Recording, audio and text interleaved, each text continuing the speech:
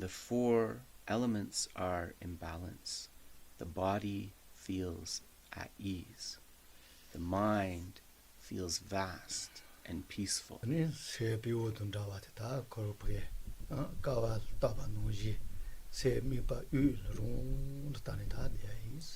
So thinking of the mind as a monkey and wanting the monkey to stay in one place, we gently tie him to a pillar of mindfulness.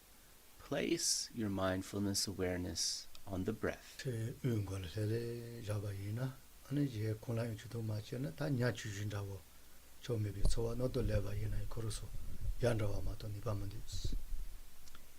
If we're able to maintain our mindfulness awareness on the rising and falling of the breath, even if other thoughts start to arise in the mind, by not paying them any heed, they will be like tiny minnows swimming beneath the surface of the ocean.